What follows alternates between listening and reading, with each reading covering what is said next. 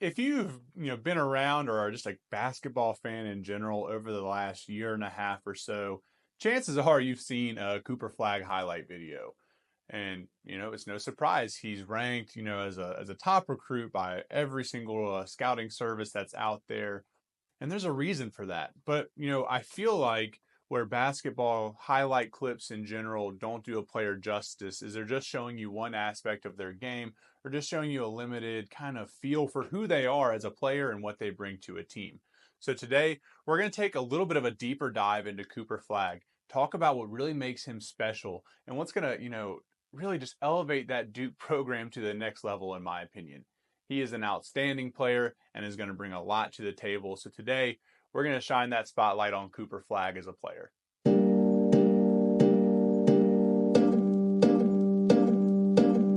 Welcome back to another player spotlight. Again, today we're talking about Cooper Flagg, and I know Duke is super happy to have him. But like I talked about in the intro, let's dive deeper today into what makes him kind of, close to a generational talent. What does he bring to the table that makes him super special? We're going to focus on a few different areas today. We're going to talk about his ability to just be a playmaker, to do things with the ball in his hands. We'll talk about his ability to grow into an expanded role as a jump shooter, and see if what he has currently translates to the ability to add to it in the future. And we're going to talk about his ability to be a facilitator and share the ball. But first, we're going to start off like most other highlight videos do. We're going to talk about his athleticism and how he can get to the rim at ease. So in this highlight package, you're going to see him operating in transition and half court, all with the premise of him getting to the rim and finishing really aggressively. When you watch Cooper Flagg athletically, I mean, so much of this just jumps off of the screen at you. Like he is, getting to the rim really quick. He has a really good first step for a guy his size, and he gets off the floor incredibly fast. Like he's able to finish things, in the air. He can ad lib things once he's up there. Finish with one hands, two hands. He brushes off contact really well coming down the lane, and it doesn't bother him too much. But athletically, there's not much more to say. He is a very skilled prospect. So that's his ability to blow by and get to the rim and finish. He can do it at ease. He can do it against different types of players, given his size and his potential as a mismatch problem. So defenses at some point are going to start to respect that, as you could even see in some of those clips, and they're going to back off a little bit.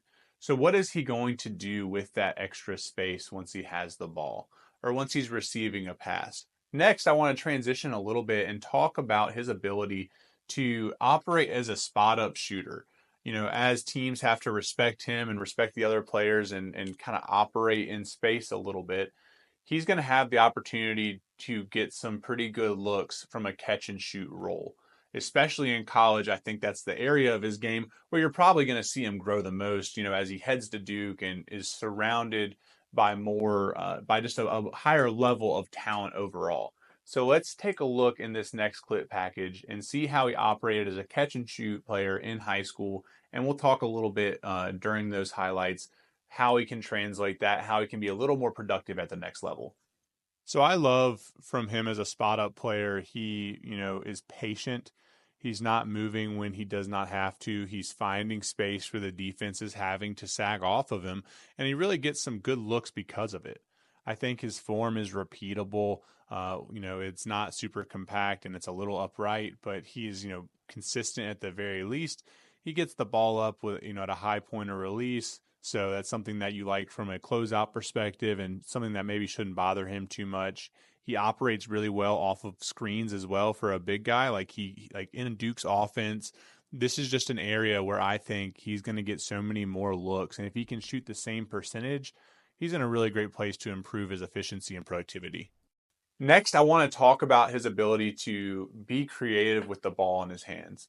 So, shooting off of the dribble is something where I was a little more surprised looking at his highlights that he could do so well.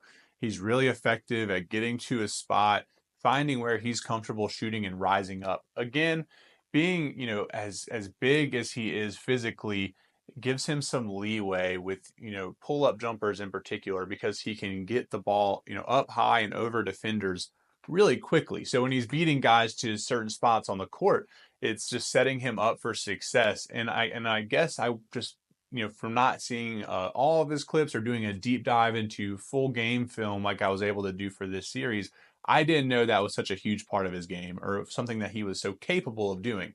So I wanted to share that with you guys. So in this next clip package that's about to roll now, you're going to see Cooper Flagg operating just more of a pull-up game, getting to spots, getting by defenders who give him space, and then just using that effectively. So let's take a look at that right now.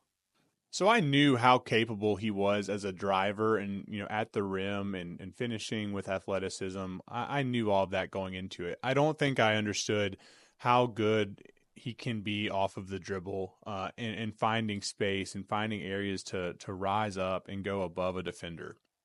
So again, off the dribble, he's reacting to the space that the defense is conceding to him.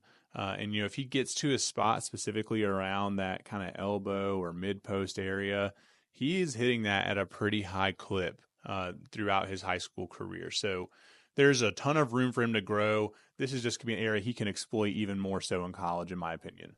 The last area of his game that I wanted to focus on is just his ability to act as more of a distributor, to be a willing passer, and that's something you're not going to see on a lot of highlight packages.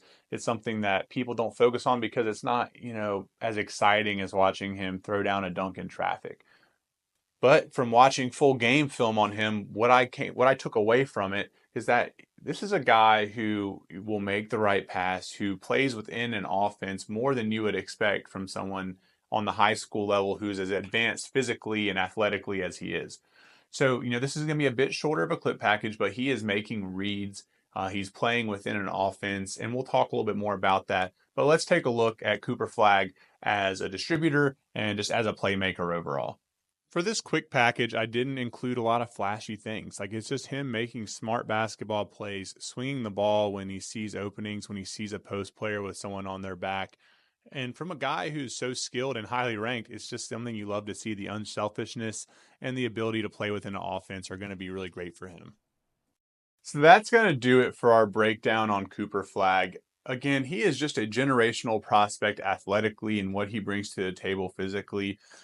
But from watching, all of this film, I hope you take away that there are many other aspects to his game that are going to play up. And it's going to be very interesting to see just how it translates to being surrounded by more talent and similar athleticism at a program like Duke. He's coming in with a star-studded class of incoming freshmen. So it's always fun to watch how being given that extra bit of space and being less of maybe a focal point than you were with your high school program changes a guy's game. But what I love about Cooper Flagg is that there are other aspects of his game that are going to shine, that are going to play up because they're going to have more of an opportunity to do so when he has that extra space and when he has that little bit less of attention on him.